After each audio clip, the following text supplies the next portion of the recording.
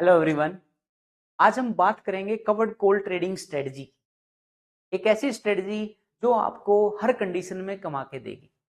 बस अगर आपके ट्रेंड के अकॉर्डिंग मार्केट चलती है, इवन अपोजिट जाती है तो भी कुछ ना कुछ कमा के देगी। Let's see.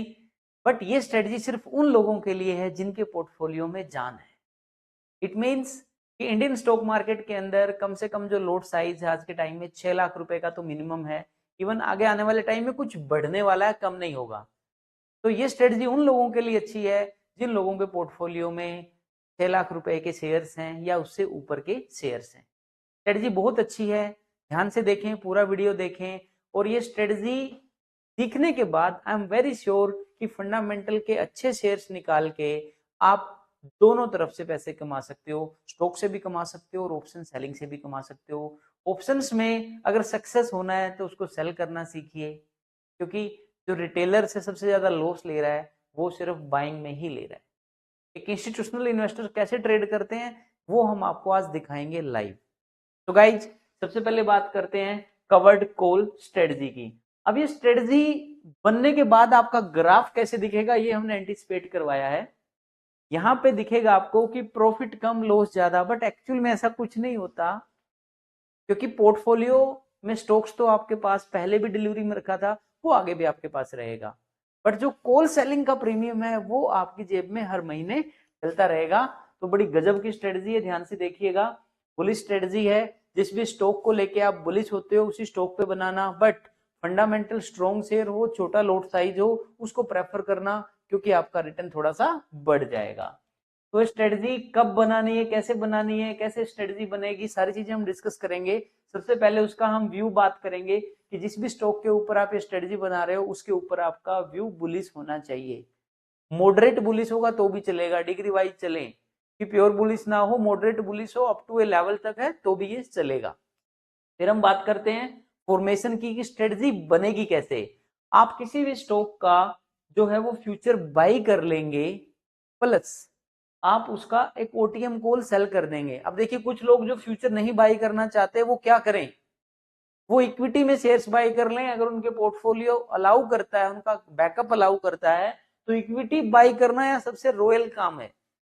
फ्यूचर बाई करना माइट भी रिस्की हो सकता है, इसीलिए इक्विटी बाई करें वो ज्यादा अच्छा रहेगा। बट जिन लोगों के पास थोड़ा सा पैसे का एपेटाइट कम है वो इक्विटी की जगह फ्यूचर भी बाई कर सकते हैं, स्ट्रेटजी फिर भी काम करेगी, लेकिन थोड़ी सी रिस्की हो जाएगी। फिर हम बात करते हैं कि रिस्क एंड रिवार्ड की। अब रिस्क एंड रिवार्ड कितना होगा, अनलिमिटेड यहाँ पे रिस्क दिखा रहा है, क्योंकि फ्यूचर के साथ करेंगे तो अनलिमिटेड रिस्क है, इक्विटी के साथ करेंगे तो अनलिमिटेड रिस्क नहीं है, रिस्क बिल्कुल ही कम हो जाएगा। और लिमिटेड यहाँ पे रिवार्ड है आपका। रिवार्ड लिमिटेड क्यों है, क्योंकि आप राइटर बन रहे हो, राइटर को बार बार मिलता है लेकिन थोड़ा कम मिलता है। बात करें मार्केट की वोलेटिलिटी की, मार्केट के अंदर जो वोलेटिलिटी है वो कम होनी चाहिए, लो वोलेटिलिटी की स्ट्रेटजी है। बेसिकली अगर मार्केट की वोलेटिलिटी ज्यादा हाई होगी तो आपको परेशानी आएगी, इसलिए लो वोलेटिलिटी के अंदर करने की स्ट्रेटजी है। साल के 12 महीने में से 3 महीने वोलेटिलिटी हाई होती है, बाकी तो वोलेटिलिटी लो ही रहती है, और जो हमारा सेंसेक्स का जो सांड है वो सोता रहता है। फिर हम बात करें इससे आगे कि ये स्ट्रेटजी आपको कितना ब्रेक इवन पॉइंट लेके करनी है, आपको किस तरीके से करनी है। तो ब्रेक इवन पॉइंट की हम बात कर रहे हैं। ब्रेक इवन क्या आएगा, जो फ्यूचर आपने बाई किया है उसमें लेस कर दीजिए कॉल का प्रीमियम जो आपको रिसीव हुआ है। मान लेते हैं कोई भी स्टॉक है जो मुझे अच्छा लगता है, इस लेवल पे मुझे एमजीएल जो महानगर गैस लिमिटेड है मुझे बड़ा अच्छा लग रहा है कि इस लेवल से मैं उसको खरीद लूं, बट फ्यूचर में खरीदूं अगर पैसे की कमी है। अगर पैसे की कोई कमी नहीं है तो इक्विटी में भी उठाया जा सकता है। तो यहाँ पे ओटीएम कॉल का जो प्रीमियम रिसीव हुआ है उसको आप लेस कर दीजिए, आपका ब्रेक इवन आ जाएगा। फिर बात करेंगे प्रॉफिट एंड लॉस की। आपको अगर मार्केट के अंदर ब्रेक इवन पॉइंट से ऊपर आपका शेयर रहेगा तो डेफिनेटली प्रॉफिट आएगा, और उसके नीचे रहेगा तो लॉस आएगा। तो लाइव मार्केट में कैसे करना है, सबसे पहले एक फंडामेंटल अच्छे शेयर्स को ढूंढना है। जस्ट फॉर एग्जांपल अभी मैं आपको ले चलता हूँ ऑब्स्ट्रा पे, जहां पे हम लाइव ये स्ट्रेटजी आपको दिखाएंगे। आपको सबसे पहले एक फंडामेंटल स्ट्रॉन्ग शेयर जो एफएनडो के अंदर हो उसी को ढूंढना है। इट मीन 7400 कंपनीज में से सारी एफएनडो में नहीं है, ओनली 250 के आसपास कंपनीज हैं एफएनडो में हैं। तो इसलिए वही कंपनी ढूंढें जो एफ&ओ में है। अब जैसे मैंने एमजीएल ढूंढ लिया, मेट्रो जो महानगर गैस लिमिटेड है, एमजीएल मैंने यहाँ पे ढूंढा है, मुझे एमजीएल का फ्यूचर बाई करना है। एमजीएल का जो प्राइस इसने दिखा दिया 1310 रुपए, सपोर्ट प्राइस मतलब इक्विटी का प्राइस 1310 रुपए, फ्यूचर का प्राइस 1321 रुपए है। तो मुझे तो फ्यूचर के प्राइस पे ही मिलेगी चीजें। अगर मैं यहाँ पे सिंपल बाई करता हूँ, इसको ऐड पोजिशन कर देता हूँ, तो व्हाट इट शोइंग कि मुझे यहाँ पे 1,27,000 रुपए देने पड़ेंगे एमजीएल खरीदने के लिए, और अगर इक्विटी में खरीदता तो 6 लाख प्लस ही मुझे पैसा देना पड़ता। जैसे ही मैंने यहाँ पे एमजीएल खरीदा है तो इसने मेरा ब्रेक इवन दिखा दिया, क्योंकि फ्यूचर का ब्रेक इवन बड़ा सिंपल तरीके से निकल जाता है। जिस रेट पे खरीदा उसके ऊपर गया तो प्रॉफिट और नीचे गया तो लॉस। 1321 रुपए पे यहाँ मेरा ब्रेक इवन मुझे दिखा रहा है। अब ऐसा तो है नहीं कि एमजीएल भागता ही रहेगा भागता ही रहेगा, हमें ये एक फिबोनाची रिट्रेसमेंट या पाइवोट पॉइंट से या कोई अदर टूल है उससे आइडिया लगा लेना है कि ये स्टॉक कितना ऊपर जा सकता है। जैसा मैंने देखा कि सब कुछ टूल लगा के ये 1450 रुपए के आसपास ये स्टॉक जा सकता है, या इसकी ऑप्शन चेन से भी पता चल जाएगा कि ये स्टॉक कहां तक जा सकता है कहां तक नहीं जा सकता। बट आप अपने फंडे के अकॉर्डिंग ही यूज करें, वो ज्यादा अच्छा है। तो मुझे एक और ट्रेड यहाँ पे ऐड करनी है, तो मैं क्या करूंगा, फ्यूचर की जगह इसी में ऑप्शंस पे क्लिक कर दूंगा, और जिस स्ट्राइक प्राइस तक मुझे लगता है स्टॉक जाएगा उस स्ट्राइक प्राइस की कॉल मैं सेल कर दूंगा। मुझे लगता है ये स्टॉक पूरे महीने में 1450 रुपए के ऊपर नहीं जा पाएगा। 1450 की कोई कॉल नहीं दिखा रहा, ये 1400 रुपए की दिखा रहा है, 1440 रुपए की दिखा रहा है। तो 1440 की एक कॉल को मैं यहाँ पे राइट कर रहा हूं, इट मीन्स सेल कर रहा हूं। ये जो 12 रुपए का प्रीमियम है ये मुझे मिल जाएगा अगर स्टॉक 1440 के ऊपर नहीं गया। तो मैंने यहाँ पे ऐड पोजीशन किया। अब देखिए व्हाट इट शोइंग, मेरा पैसा 20,000 रुपए और एक्स्ट्रा लग गया। पहले 1,26,000 रुपए अप्रोक्स था, अब 1,40,000 रुपए लगेगा। अब मुझे करना क्या है कि मेरे पास दो ट्रेड हैं, मुझे देखना है कि ट्रेड 1 और ट्रेड 2 में कैसे सेटलमेंट होगी। बस आपको थोड़ा सा प्राइस याद रखना है कि मैंने एमजीएल का फ्यूचर खरीदा है 1321 रुपए पे, 1320 मान लेते हैं राउंड फिगर में, और मुझे ये मिला है 12 रुपए के अंदर। तो अभी हम बात कर रहे थे कि अगर ये स्टॉक यहाँ से बुलिश होता है, देखिए आपने दो ट्रेड यहाँ बना ली हैं, ध्यान से देखना। जो आपकी ट्रेड 1 है वो आपने फ्यूचर बाय किया है, और जो ट्रेड 2 है उसमें आपने कॉल को सेल किया है।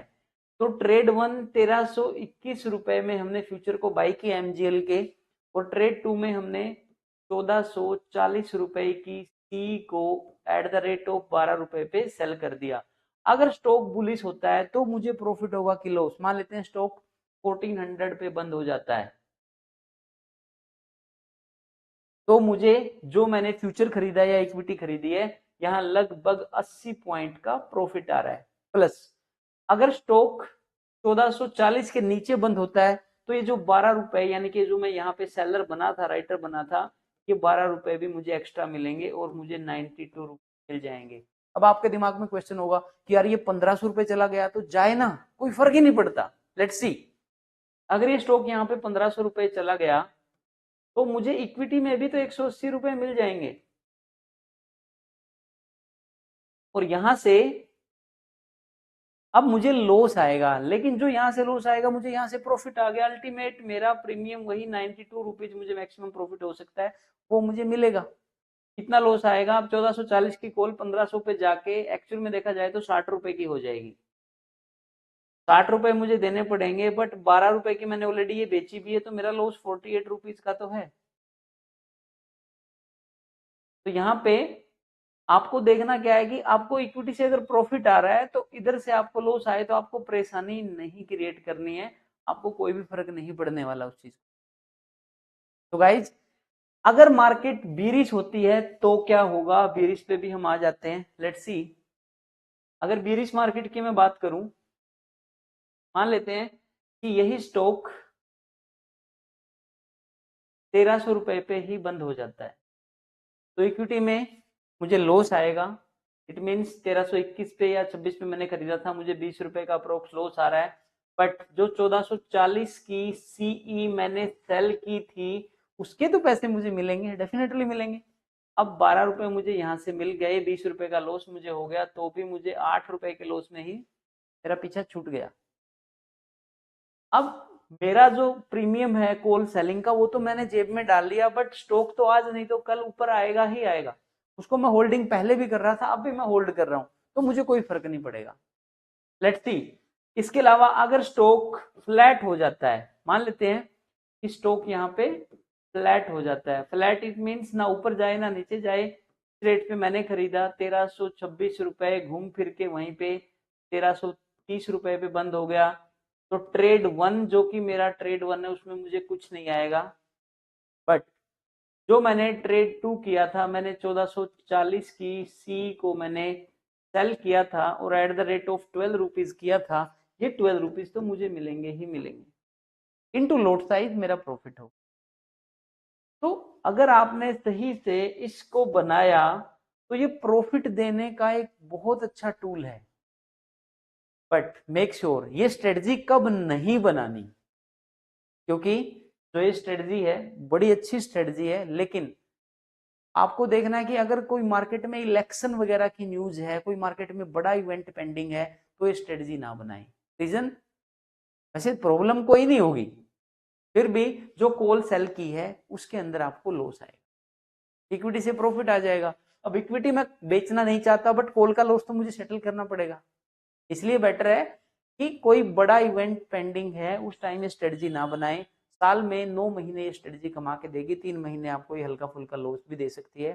पूरे साल ये स्ट्रेटजी करें, प्लस जो इक्विटी में आपने शेयर्स खरीद के छोड़े हैं वो आपको अलग से बेनिफिट।